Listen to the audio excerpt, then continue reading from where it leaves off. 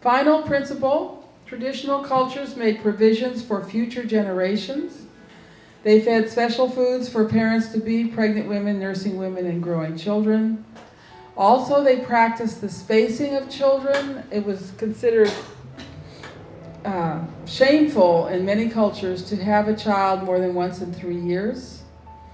And this allows the mother to recover her nutritional stores so that every child born to that mother has an equal chance in life. And this, again, is totally supported by the science. Science has shown that to reduce birth defects, you want to space at least once every 3 years. And finally, they taught the principles of proper diet to the young. Our young people are being taught through advertising.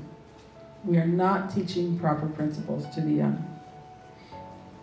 As I said, the heart starts to form. This says 6 days old. I said 7 days old, but very early the heart starts to form. And you need to be built up in vitamin A for that heart to form properly. So we recommend the preconceptual diet at least 6 months before conception, and for those who've been vegetarians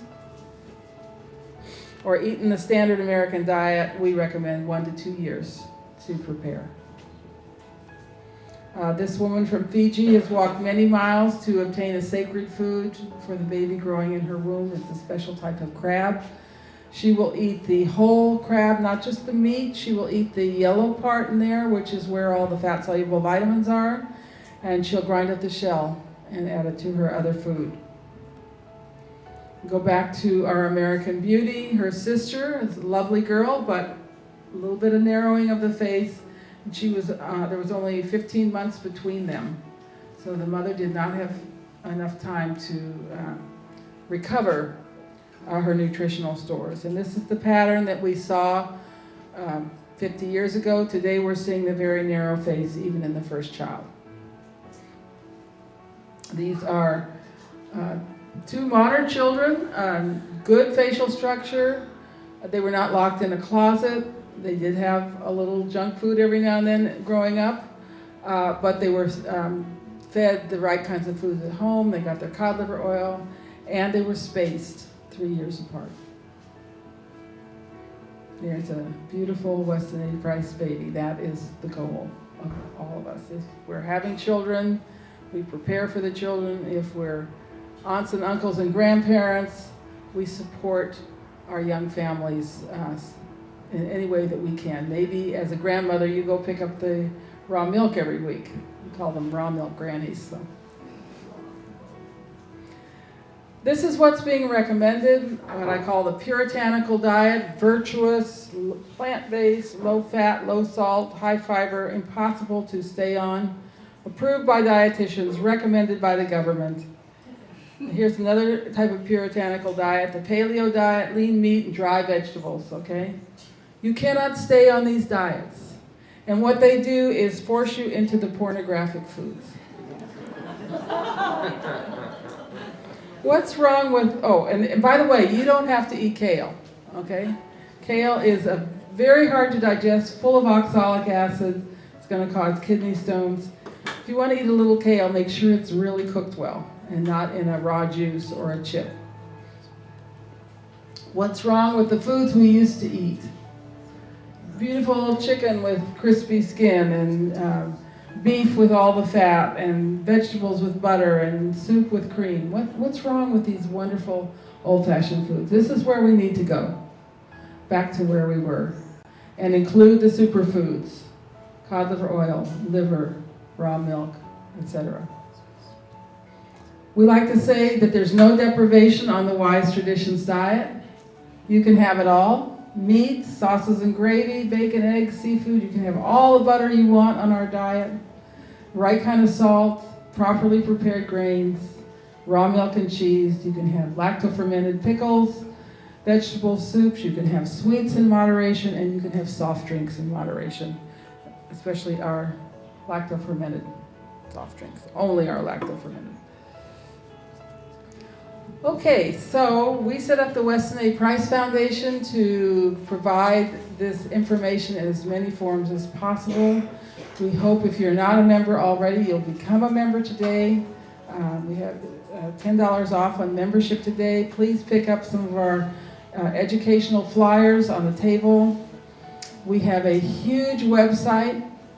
It can be a little overwhelming, but if you're looking for, let's just say you're suffering from gout. Put gout in our search engine. You'd be very interested in what you come up with. A number of articles on blood pressure, a number of articles on cancer. So it's a very thorough, complete website that we're constantly adding to. We have a shopping guide which names brand names, which we update every year, and it's also available as an app. Our wonderful Healthy for Life dietary guidelines. These are alternate to the government guidelines. And our latest booklet, which I'm very proud of, is 11 Wise Traditions Principles, beautifully illustrated. We have special issues on babies and heart disease. We have our very popular podcast, which we're up to 1 million downloads in our podcast. Hmm?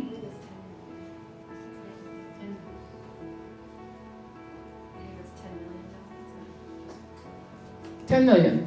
Thank you. 10 million. Yes. Okay. And then I do have my books on the back table, Baby and Child Care. I have a cookbook for children and my 3 other books I did. And The Contagion Myth, which is our subject for this afternoon. Dr. Price's pioneering work, strongly recommend you read it. So, final slide here. Everything they did in traditional diets maximize the nutrients in the food, whether it was the choices of food or the way they grew them or the way they prepared them. It was the maximization of nutrients. Everything we do in modern diets depletes nutrients and minimizes what's in the food. Also adds a lot of toxins to our food. Diet, to me, is 80% of any recovery. It might not be 100%, but we have all kinds of other modalities that help you recover, everything from homeopathy to herbs, even to allopathic medicine. They all have their place, but the diet comes first.